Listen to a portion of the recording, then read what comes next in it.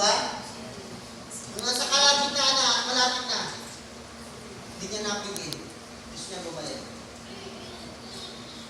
Ang time ni Delto, mga kapatid, because of his wrong choices and wrong decision, yung kanyang asawa, maaga rin namatay, hindi pa kalooban ng Diyos na kunin to, ang time ni Delto ang tawag dito.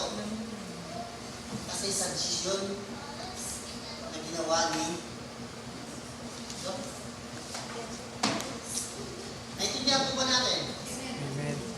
Ano ibig sabihin yan? Sa atin,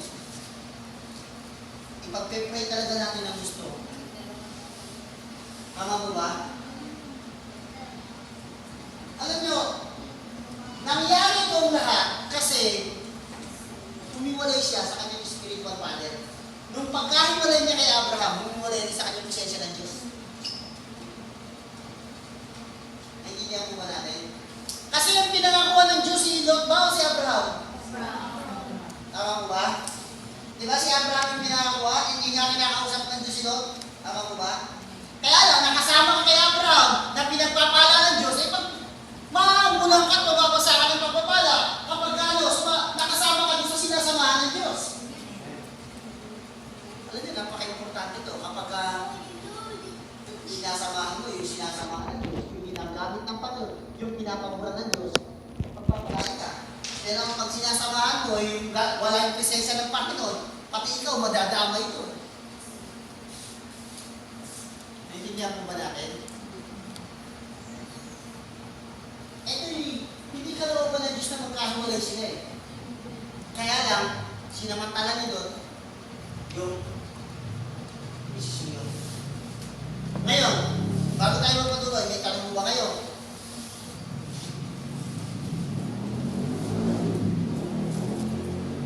Ang tanong dito how to make the right decision? Di ba? Paano ba tayo makakagawa ng tamang desisyon?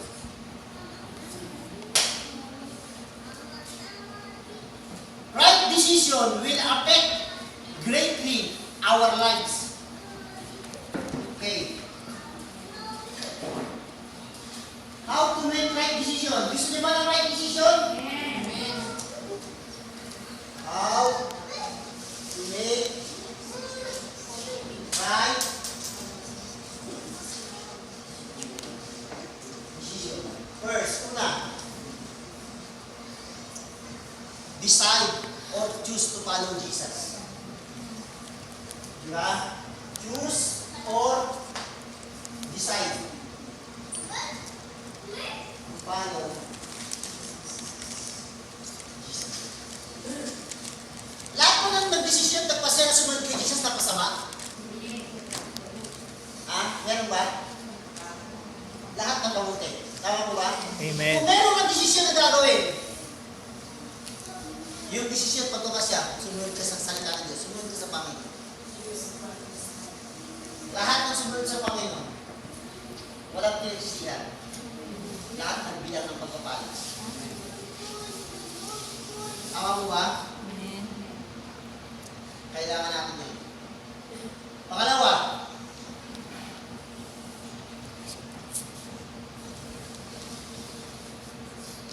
ask God for wisdom. Ask God for wisdom. Ibig sabihin, mag-pray ka, di ba? Naalala niyo yung kasasaya ni Solomon na bago siya maging hari? Si Solomon, bago maging hari, wala nag-pray siya sa Panginoon, bigyan mo akong karunungan kaalaman, pagkaunawa, di ba? Kasi bata siya naging hari. Tama ko ba? Nasubukan yung kanyang karunungan. Meron dalawang babae, kumapit sa kanya, kaya yung hari siya naman, nag-aagawan sila sa isang anak. Hindi niya mo ba, nabasa niya? Nag-aagawan sila sa isang anak. Sabi ng isang anak, akin yung anak na buhay. Sabi naman isa, akin din yung anak na buhay, sa kanya yung patay. Eh pares na lalaki na kanya. Eh, nanirakan na sila mo. Tama mo ba? Paano mo malalaman na kung sino talaga inahin ng babae? Tama mo ba? Sabi ni Solomon, ganito na lang. Okay, nagpakuha siya ng espada. Yung bata, atin sa gitna. Yung isa ibigay sa isang babae, yung isa ibigay. Sabi ng isang babae, mahal ka ng cellphone, huwag nyo na patayin yung bata. Ibigay nyo na sa kanya. Para hindi nyo na buhay. Sabi naman ng isa, sige patayin nyo na, hatiin na lang natin. Para tag-isa na lang kami. Nalaman niya kung sino tunay na nanay. Sino tunay na nanay? Sa bali ang tinatanong ko, sino? Tama, di ba? Doon nasa mukha niyo sa yung karunungan. Tama mo ba? Ayan o, kasi nalalaman sa Diyos ng karunungan eh. Bibigyan ka ng Diyos ng ano, makalamit na.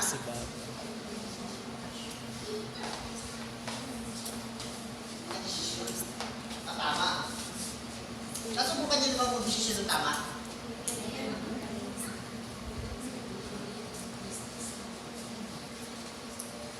Sino nakasubok na nakapag-desisyon ng tama? Ano yun? Hindi na. Hindi na ano yun? Ano yung desisyon mo na tama ka? Ha? Ito. Ang nagawa mo desisyon, hindi na tama. Alam mo kung ano? Nang inuwan si Jonas.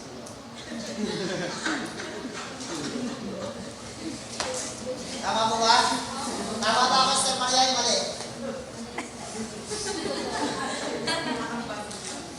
Di ba? Tama yun. Yung i-give birth mo, yung batang ano, gusto ipanganak ng Panginoon.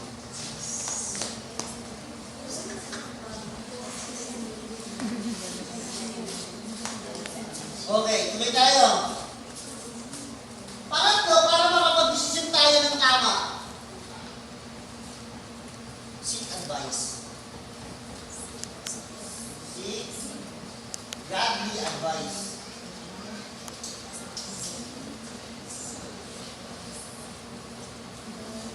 Bakit kaya mga kabataan pag nag-asawa ayaw humingi ng payo sa pastor? Bakit kaya? Siguro natatakot sila na hadangan mo. Mga buwan.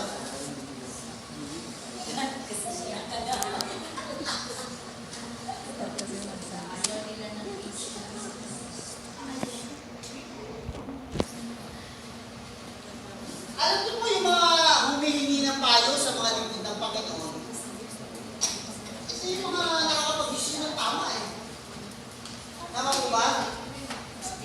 Yung mga hari niya humihingi ng payo sa mga propeta at nagtatagumpay sila eh. Sa palagay mo, ipapahama ka ba ng pastor pag humingi ka ng payo?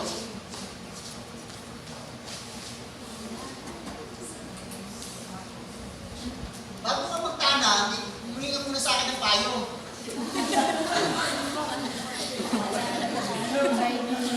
Pastor, magtatanong mo ako, ano pa ba sasabi niyo? Sasabihin ko sa'yo, ganito lang. Sige, maligo pa na nag-iinom ng tubig para mawala naman ang pumilit mo sa katawan.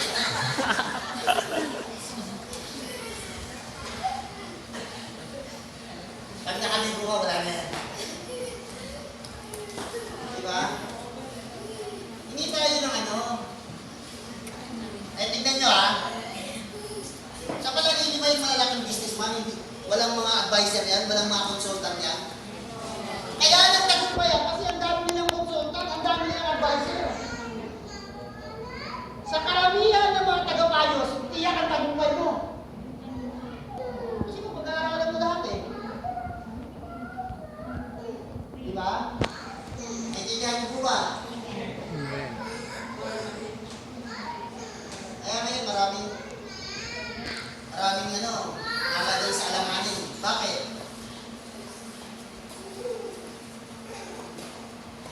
Ayaw hindi ng pari sa mga lingkod ng Panginoon.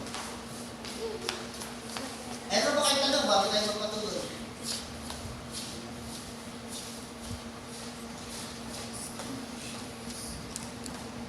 Wala? Naintindihan mo ba? Amen. May tanong ka, Marian?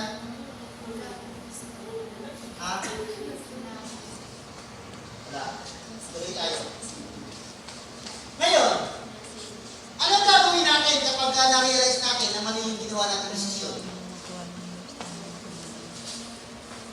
Tama po ba? Ano ang gagawin natin? Una, dapat tayo, katulad ni Peter, nung ipinahila niya si Jesus Christ, nagsisi siya. Tama po ba? Pagsisiyan natin yung mga nagawa natin kasalanan,